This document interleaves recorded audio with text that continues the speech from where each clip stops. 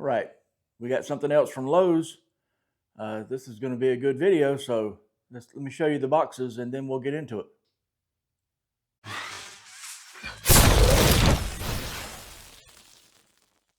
I did not pay for this. Lowe's sent this to me. There you go. 15 amp. It is let's slide over here to this side and show you. You see, this is the way the box came, all ripped open. It's all right though. 15 amp, 10-inch dual bevel sliding miter saw. There you go. Also got the, let's see, let's turn sideways, don't get dizzy. The stand to go with it. So let's check this stuff out. All right, there it is. I didn't think you wanted to see me take it out of the box. Put everything together and put this stand together. The stand had to be put together. Stand is awesome.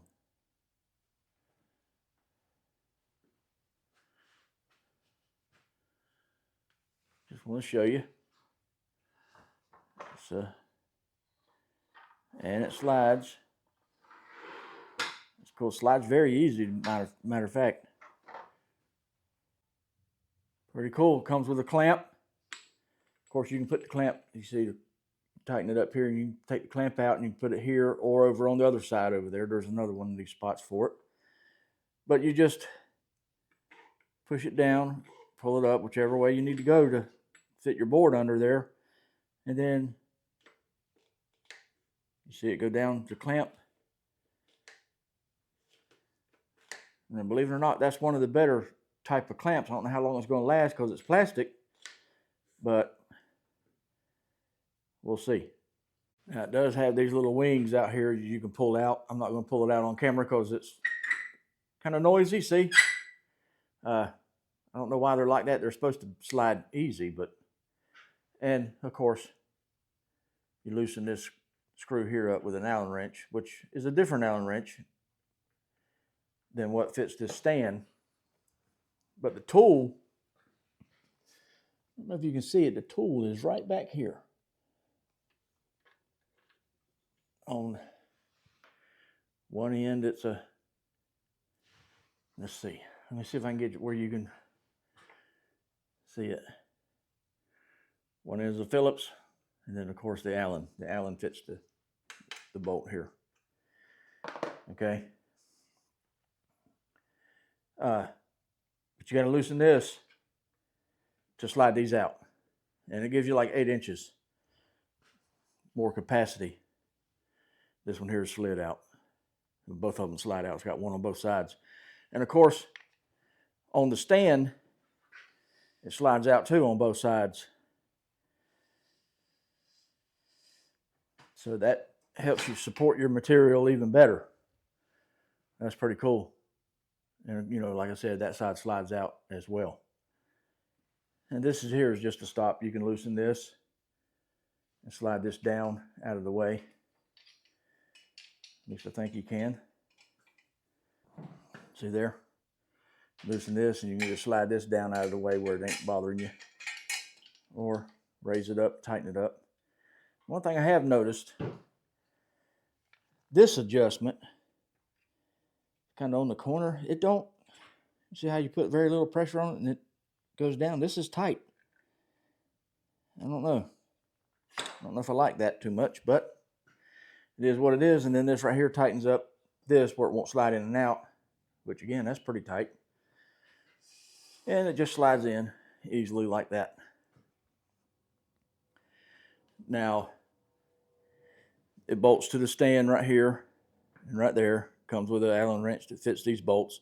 I don't know why they didn't make these bolts the same, take the same Allen wrench as that. That way this wrench would work on all of it in case you wanted to take it off the stand. Now, if you want to take it off the stand, you got to have 2 different Allen wrenches. Or hunt down the Allen wrench that fits these, you know. But as you can see, it's got positive stops on there. I'll talk about them in a minute. But to adjust it, all you do is make sure this is loose. You pull up the little trigger on the bottom and swivel it whichever way you need it to go. got positive stop at 0, 15, 22.5, 31.6, and 45. And then of course, you know, obviously it stops at 51 on both sides. And if you want to go in between any of them positive stops, you can. You just tighten this knob. That way it keeps it from moving. So that's pretty cool. And the same back here. And they're really easy to read too. I like that. Probably not very easy for you to read because the light's glaring on it, but you have to just take my word for it. They are really easy to read.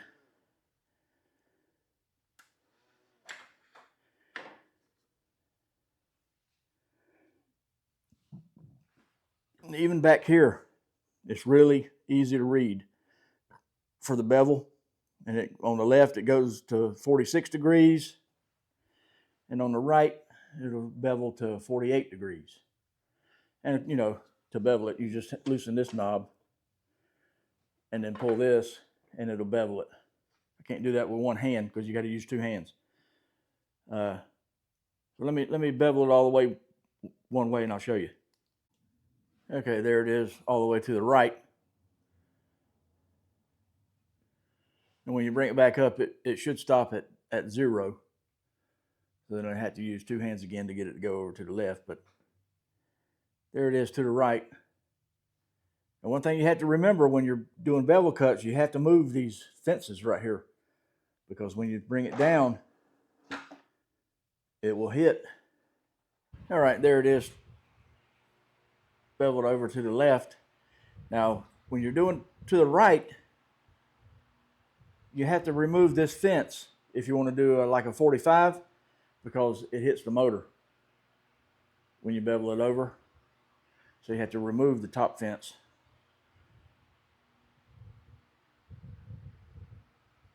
And also, you see how it stopped on 45? You see these?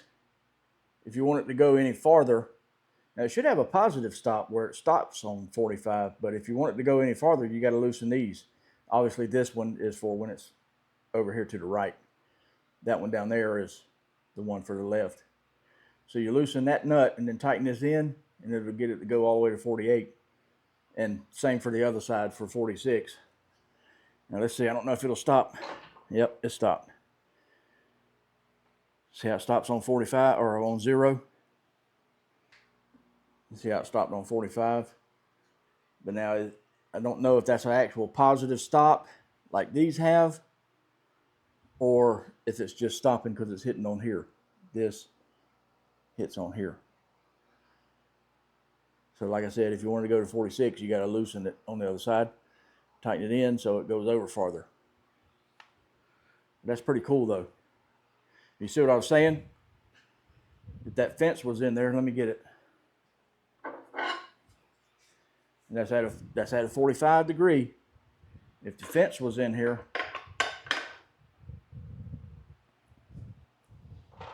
see how it hits?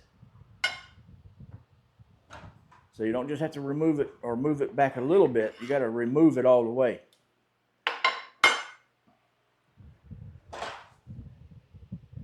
As you see the clearance. Not much. That is awesome. But that's with all saws, I'm sure. You can see how it stopped there at 0.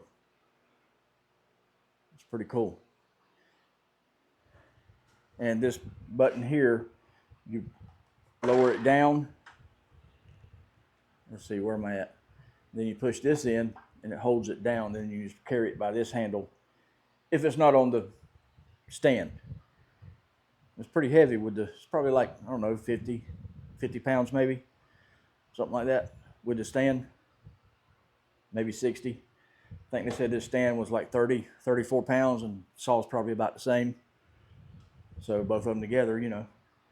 And if you don't want it to slide, slide is really easy, but I'm sure it's because it's new still, hadn't been used yet. But all you do is tighten this up and it'll lock it from sliding. That's pretty cool.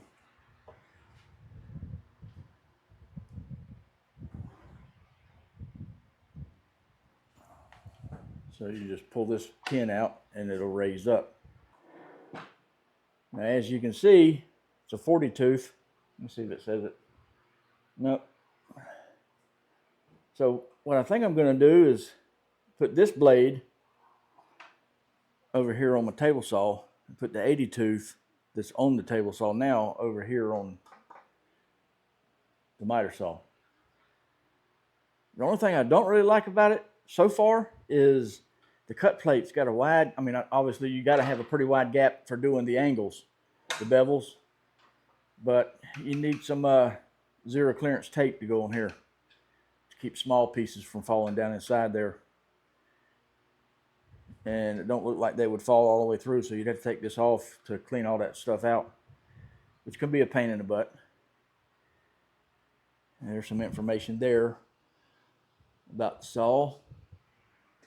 Let's move this over here out of the way, and there's some there for doing crown molding if that's what you're into. I'm not into that yet, but I could be, right? So let me get set up and cut a couple pieces.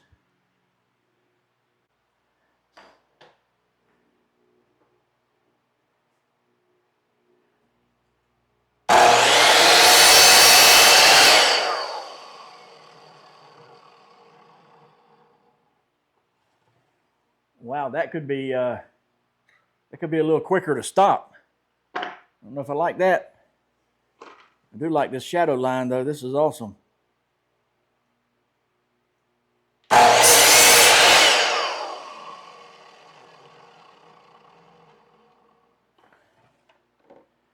They say you ain't supposed to lift that up until the blade stops turning. Now what I'm doing here is I'm making a couple blocks. The wife wants to make something for the grandkid about Minecraft or something. I don't know. So I got several of them I got to cut. Let's do one more.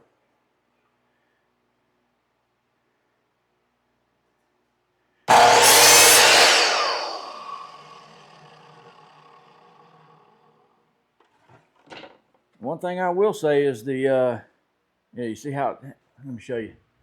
See how it has the rip out? The higher tooth blade, it won't do that. Now, one thing I didn't cover,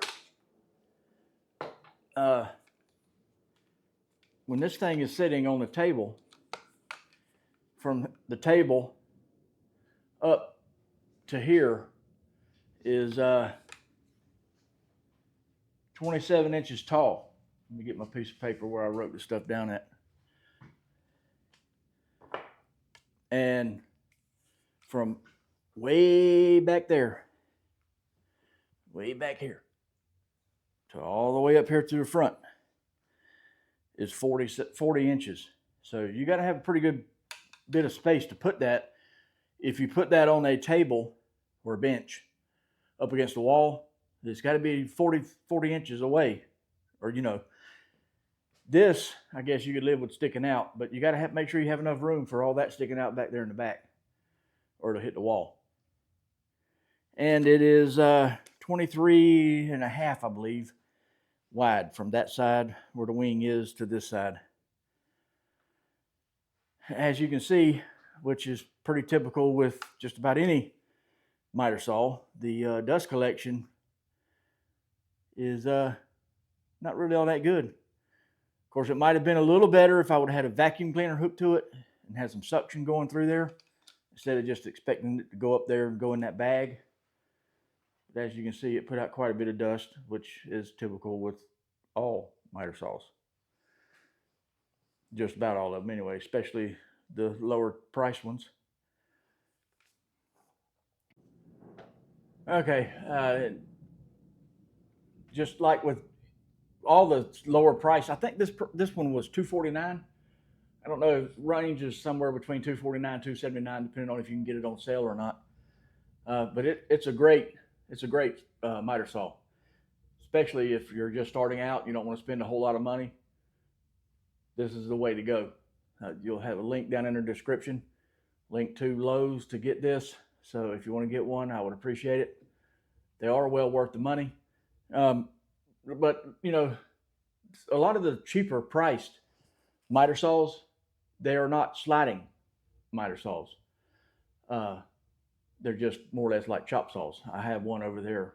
My Craftsman one is, it's just smaller, but it doesn't slide. And most of the lower priced uh, saws are single bevel, not dual, meaning they only bevel one way, and you got to flip the board around and bevel it again and hope you don't cut it the wrong way. Yeah. This one is a dual bevel sliding miter saw. So that is awesome, in my opinion. Like I said, it goes 48 degrees to the right, 46 to the left, 51 degrees on the miter capacity, which is that's the table that turns, not the bevel. Saw turns, that's the bevel, and the table turns is the miter. It has a shadow line. That shadow line is awesome. My other saw has a red laser, and I'm not colorblind that I know of, but sometimes I can barely see that red laser, especially if there's a lot of light, like if I have the door up or I'm cutting out there on the driveway. I can't see that red laser. In low light, it shows up good, but I mean, maybe it's because it's a cheaper saw too. Who knows? But that shadow line, that sucker is awesome. And as you can see, it's bright in here, and I can still see the line perfectly. So that's good. And the clamp, let me show you. One of my other saws has this. This is what I was talking about. It just fits down in the hole of the saw, and then you got to turn this all day long to adjust it. You know what I'm saying? Most of them, the lower price miter saws come with a clamp like this. These work, but they take forever and they kind of suck. This saw came with this one. 2 different adjustment heights you can have it at. And you have to move the fence, don't forget that, to use this. But all you do is lift this up when it's on the saw, obviously, and you push this down to wherever your wood is at. Push it down to the wood, and then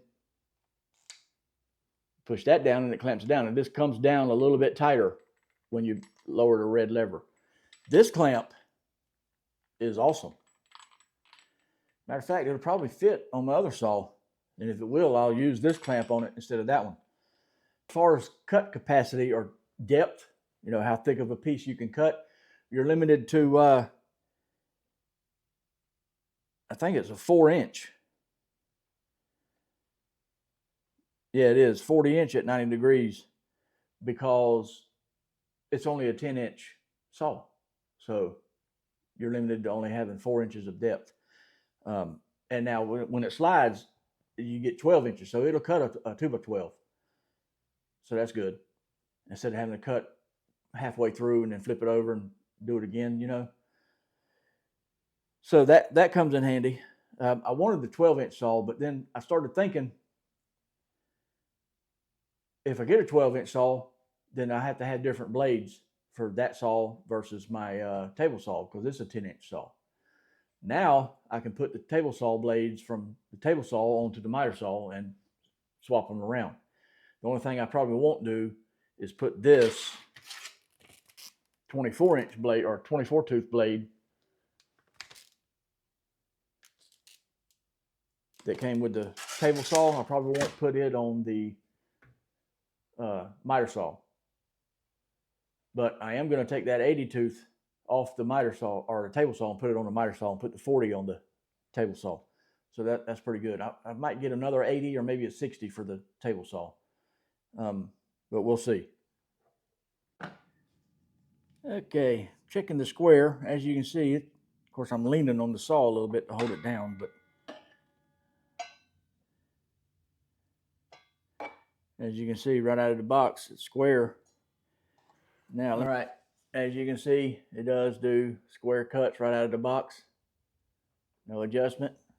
So that's awesome. These are cheap. You need to get one of these to check your saws, which I'm sure if you're doing woodworking, you probably have one of these. This is what I bought for when I was doing, or for doing metal work, but works for either one. It doesn't know if you're checking wood or metal, right? You like this saw here, check out my other video that'll be right over there somewhere on my table saw. I would appreciate it. I was going to get the DeWalt 780. I think it's DWS 780. It wasn't for 449 or four whatever I seen it at. I might have been looking at a different saw anymore. It was six something, 649, 679, 629, something like that. So I didn't want to get it. I didn't want to spend that much on a miter saw. So this one was only 249, so I got it.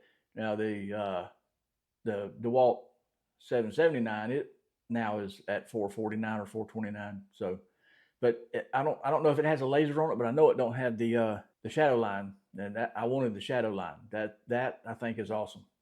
No problem at all seeing that. The only thing I don't like is the dust collection.